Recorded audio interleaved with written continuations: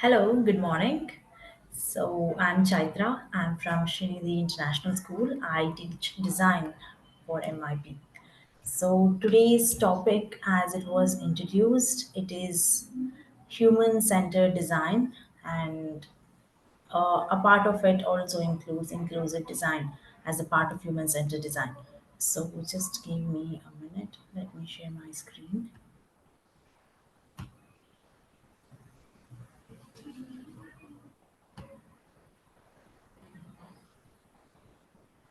Okay. So yeah.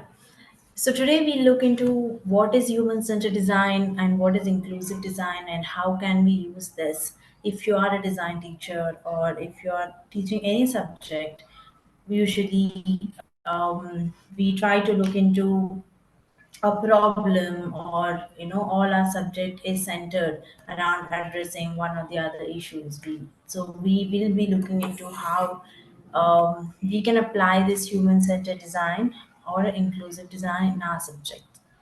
So moving on, our main focus today will be how do we design, looking for designing for people, not just looking for problems. So what is the main difference between designing for problem and designing for people?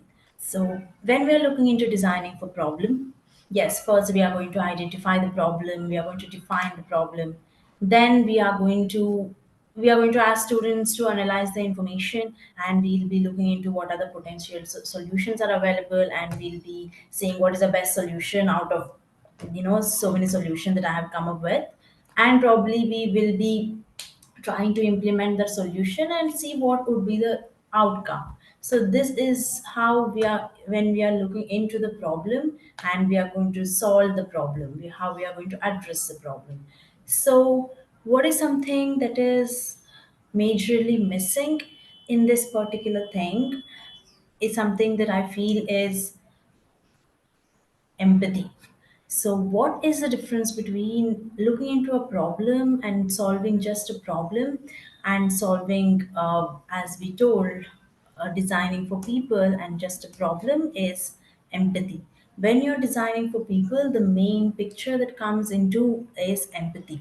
So, how empathetically I could see their world, the user experience, the people who are experiencing it, and how I would be able to appreciate them as a human being, so that I can understand what they are going through, and how can I understand and communicate their feelings, what are they thinking, what are they actually doing to address this particular problem. So this is the major difference between problem solving and designing for people and designing for the problem. So, going on, why does this matter? Why should we design for people? Not why don't we just address a problem in itself? So, what happens when we start teaching, especially in our design classes? What happens is we have to identify a problem, and then going ahead, that problem we are going to address the problem and we are going to come up with a solution. The main thing that we are going to miss out when we are just looking into the problem is the experience the human experience that is mainly involved in that particular problem. How does the person, how does the user feel, right? So when we don't understand how does the user feel, and we will fail to make that experience better. So in human centered design, when we start teaching students about how to look into a problem in more empathetic way and more inclusive way, we are going to shift the focus on whom we are designing for rather than what we are designing, right? So what how does this help the student? It will help the student in fostering empathy. Again, when we talk about empathy is not just a word or just a definition, or we cannot be naturally empathetic when we are designing something when I have not actually faced the problem, or I myself have not underwent into circumstances where I have to deal with that particular problem. It is very difficult for me to be more empathetic with the problem, right? So, and what happens is the empathy should be practiced. So there are different ways of practicing empathy in our classes, in our design classes, so that we as a teachers can guide students to look into the problem in a more empathetic, in a more real world, experience based. So coming down to the next thing, how educators can foster empathy driven design. So for that, I would say we all have this, when we start with the discussion, when we start with any new topic, any new design topic, anything that we want students to address, the problem that we want them to look into, the first thing, instead of asking what is the problem that you are looking into, what is the problem that you are solving, what is the problem that you're that's on the table that you're trying to find a solution to, I think we should start asking who is experiencing this challenge and how is it impacting them. So uh, change in the lens of looking into the problem and changing into looking into the experience of this challenge, who is actually experiencing it and how it is impacting them, we get a very broader picture of the problem rather than just looking into the problem from one perspective. So we look into some examples, so we'll understand how to probe question to students or how to make students look into any sort of problem that they are addressing. So for example, we have some online shopping, we want, all the students feel like online shopping should be made better because that might have many issues or many problems in it. So instead of just probing question like how can we make a online shopping better, if you want to make it more user centric or human centric, we can change it to center it to one particular human experience. For example, here I have taken an example of how a busy working parent experience online shopping when they are in a short time. Like, how can you make it better? How can you curate a online experience for a particular person or particular group of people who are struggling with some kind of problem? So to make it user more inclusive, this is a user centric, I'm focusing on one particular set of people, that is working parent experience. Again, one thing it's important for you here when you're looking into human centered design or user centered design is, I'm not talking about a problem here, I'm talking about how the working parent experience the online shopping. So it's all about experience. Then to make it more inclusive, probably I can change this particular question to how do people with limited internet access, visual impairments, or language barrier navigate online shopping. So this gives me a clear picture, or this gives me a broader understanding about, okay, how can I make this particular online experience accessible to different kind of people. So this is how we will bring a inclusive approach for the same problem. How can we look that same problem in a different ways? So going on with another example, I would like to show this. If a student want to work on food wastage, how do we reduce food waste in school? So if that is something, the problem that they are addressing, how can they make it user centric? How can we probe a question that makes them think around the user or a human who are going through it or who are doing it? So it would be like, how do students decide what to eat and what to throw away during lunch? So when I'm looking into how the student decide what to eat and what to throw away during lunch, I'll get to understand what are the preferences of the student. What are their eating preferences? The eating preferences may come from culture, eating preferences can come from food habits. So if we have to reduce the food wastage, we should also look from the students, why are they throwing this food away, right? So and to make it more inclusive, probably The question would be like, how do students from different cultural background or dietary restriction make food choices in school? What kind of food they prefer to eat? So when I get to know, when I have this whole information of what are their food choices and what do they decide to eat, my way of looking into the problem will be entirely different. I'm not going to just come up with some machine or something that would, that would be, one size fit all, everyone will be using it, or I'll have some machine to track the food wastage.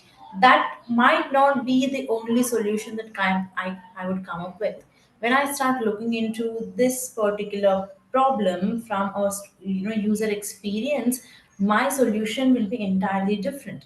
So that's how we are going to teach students how should they start looking into the problem, not just as a problem but as an experience that the person is going through, and what is behind that particular experience, what are they, how does that experience making them feel, or what is the cause for them to do so and so. So now let's look into another experience, another problem, that how can we improve public park? So when this is a problem, I have to improve public park is my problem that I'm planning to address. So what is a more user centered way the student can think around when they are looking into improving the park? The most user centered way would be, how do different groups or children's or elderly people use the park differently? What is their experience? What is something that they would carry as an experience after getting into park? I might get into the park as a, you know as a old or 50, 60 years old, you know old age person, and how do they, once they walk in the park or something, what is something that experience that they would feel, or what is the use of the park, like how do these people use the park differently? So each people in this particular group have a different experience with this particular public park, right? So they use it for different purposes. So now moving on to how to make this same thing inclusive. How can we make students think about the same thing inclusively? So it could be like, how do families, elderly individual, fitness enthusiasts, and people with sensory sensitive experience public park?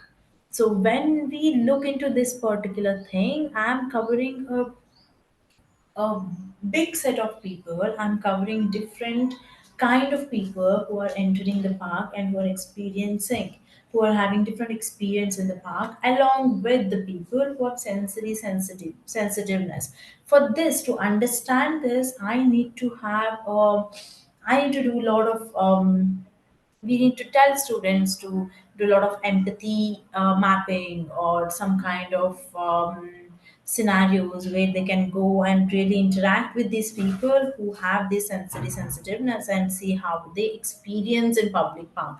Now I cannot build anything without, if I'm building a solution without knowing how the people would experience my solution, or how what is the experiences that my product or my solution could give to the people, then there is no point. Like, I'm just making a lot of products, but people are not happy, or they are not feeling good using the product that we are designing.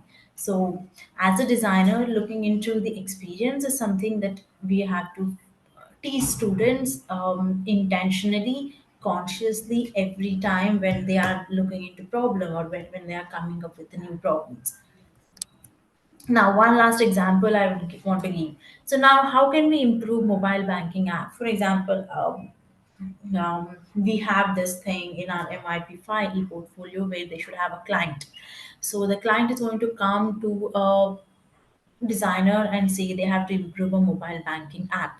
So going on, if I have to look into only client need, telling that okay, the mobile banking app should be improved, like these are the new features to be added, and these are the new things that this particular bank has come up with, and probably I should change the color pattern or whatever the accessibility, the interface of the app. But in when I start looking into the same problem from a user centered, I would I would probably think of how does a first time user feel when navigating banking app.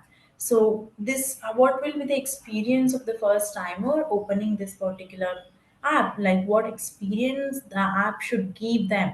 How comfortable the app should make them while navigating it. So I will look into the thing rather than just adding some different features or some colorful things. I would be looking into things of how can I give a good experience to the first time user in navigating. So I'll be giving a lot of navigation tools, or like we have seen in the mobile app, when you click on something it will automatically show, do you want to go there, this is how, this, if you want to find this here, this is the place, you have to click on this or you have to open that. So the whole navigation was something that have been introduced into mobile banking app, especially very recently. So this has been introduced probably keeping into a consideration of user experience. Now, to this is a user experience, one set of users, yes, but how to make it more inclusive, how can I make this mobile banking app more inclusive? So for that we could probably think of, we can tell students to think of how do elderly users or first time users and those with a limited digital literacy access and navigate the bank. So here I'm covering a broader spectrum of things. I'm planning to include everyone who has a reach for using this app. How can they use it? How can I reach this app to all the different age group, sect, or based on how much they know about it and how much they don't, how much they could read about it. Probably a lot of them might not be having a knowledge of English. That's why many bank have come up with a different language. You can access the mobile banking or internet banking in their own local languages. So these are the things that have come into pictures only after looking into the inclusive and human centered experience. So design is mainly about what kind of experience we are going to offer to the user or our target audience, rather than what we are going to just design. So now, how to teach this shift in thinking? Again, as I said, these are the whether it might be empathy, whether it might be looking into the problem from a user perspective, or inclusive thinking. All these things has to be practiced. It cannot be just we cannot. It doesn't naturally happen. For it to naturally happen, yes, we have to make the students practice it. So, how can we make the students practice it? The first thing would be empathy mapping. So, one of it, not I don't say it's the first thing. So, one of the way of doing it is empathy mapping, right? So, for example, like I can ask students to observe, interview, and research on the real users that are actually using this app, focusing on what are they saying about their experience, how do they think, and how do they feel about that particular experience, and what are the pain points that they have, and what is something that they want, what is the experience they're looking forward to. So that kind of empathy mapping would work.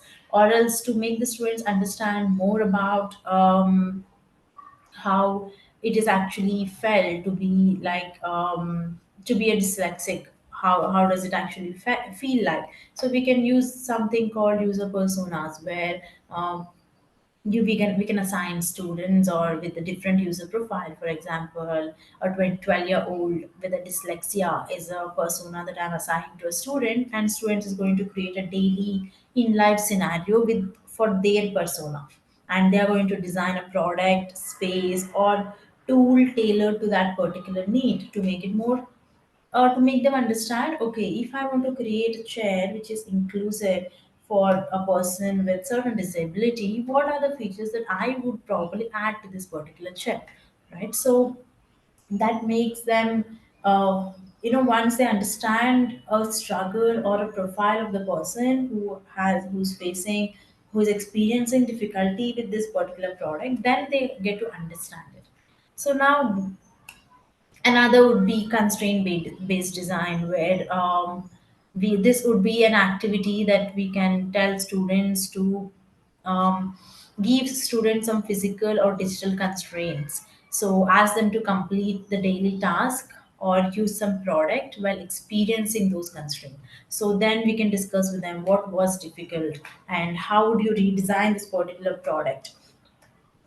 So the one more another good way of doing it would be encouraging the students to write a short story from a user perspective, not from the designer perspective, but from a user perspective. And the focus should be mainly on emotions, struggle, and daily interaction with their environment. So after all these things, probably another one would be testing and feedback loop that happens once the designing is already done, and keeping a user in the center. And every time what you design will be tested with the real users, and the feedback will be taken. Like it's a constant loop. It will be like feedback will be all, regular feedback will be taken and improving on their work. That comes at the later part, after they have already designed something or in the process of designing. Right. So this is how I feel like we can inculcate thinking of human centered design or inclusive design in our classrooms, in our, especially in our design thinking or design classroom, or whatever you feel like. Whatever the, if your subject is where you want students to look into the problem, address the problem, maybe we can shift the focus into looking into the experience of the people who are facing that particular problem. Right. So again, I would like to summarize the whole thing by, this is something that I love, this quote, like, which says, it is by Dr. Prabhujot Singh, which says, we spend a lot of time designing the bridge, but not enough time thinking about the people who are crossing it. This summarizes the whole thing of human centered design. We are not just designing something, but we are keeping, we are focusing on the people who are experiencing our design. So how would they feel it? So that's something that I would want to stress on, or probably some takeaways that I would want you all to have is uh, how empathetic design, how much how empathetically we should look into a design problem, how to teach them, how to tailor our lessons so that we can prompt our students to be more, come up with more user-centered design.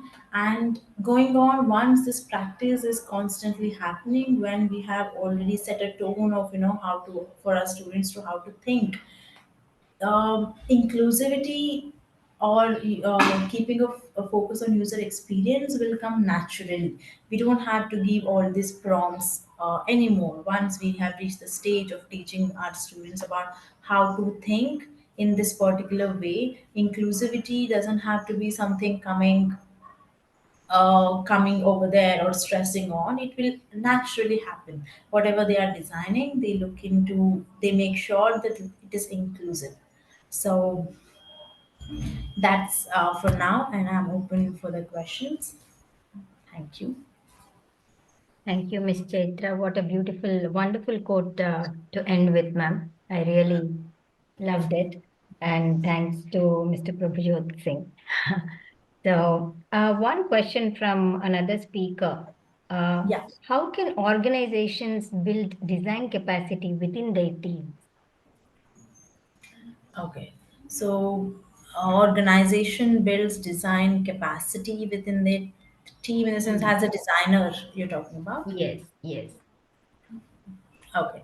So might be again, when I was doing a research on it, since hmm, when you're talking about school setup, right? Uh-huh. So we have interdisciplinary unit, and where as a team, like whether it's a science, whether it's a mathematics, it's a design.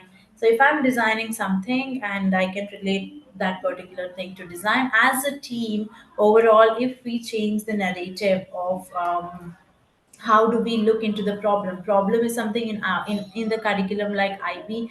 We are going to always look into they, you know, it's all about you looking into solving Collaboration. something or addressing something, right? So probably that would be a way of, I feel, the better way for us to address this particular thing or create this mindset of empathetic way of approach or user centered approach. It might not happen, this actually happens, this I mainly use in my design classes. But as an organization, when you think, when as a team we start practicing empathy with students, or when practicing how do you look at the problem and how do we as a person, for designing anything, for solving anything for that matter, if we can as a team, as a school, we can teach students in every other subject, probably I would feel like it start becomes more naturally. Because I have my experience with the students is, I have not faced a problem, how will I be more empathetic? I don't know how to be empathetic. So Mhm. it's more like, again, as I said, it should be practiced. So we can't expect anyone to be just be empathetic, especially our students, when they have not personally been there in the shoes. So as a team, as a teacher, collectively, if we are able to inculcate this kind of mindset in everything that we are going to teach, or prompt the students with this kind of questions every time they just come up with one problem with one perspective, so that would help in a way to collectively develop that mindset. Right. So being empathetic is very crucial, ma'am. But what ethical considerations should designers keep in mind while designing anything? Oh yeah, ethical consideration, it again very subjective. Ethics is very subjective, and ethical consideration for me would be, and in my class, again, when we talk about any design, it comes under the SDGs. So, all the SDGs or some of the SDGs should be kept in mind, the sustainability that we talk about, and ethically, when I'm designing something, the ethic one thing that I feel that, you know, students should have a consideration is, um, again, how much of this particular design that I'm going to create would be, you know, how creating that moral responsibility of of within the students, telling that whatever I'm going to design, I'm going to put out to the world, would be for a should be for some good, right? So, and it should be more inclusive. So I was looking into a video which said like, if the world is, every one of us would be disabled if the world is not designed for us. So if I am not able to access something, if I am designing something that is not accessible for everyone, that means I have failed as a designer. So probably that is some ethical consideration that students should have, that when I'm designing something, I should make sure everyone would be able to access it. I should build a world that is accessible for everyone irrespective of their differences. So yeah. Is it challenging, ma'am? Or what kind of challenges did you face as a design teacher while you were designing anything? Main challenge would be, again, as I said, if we want to, we were working on something related to anxiety, designing something related for people well-being or mental well-being or something.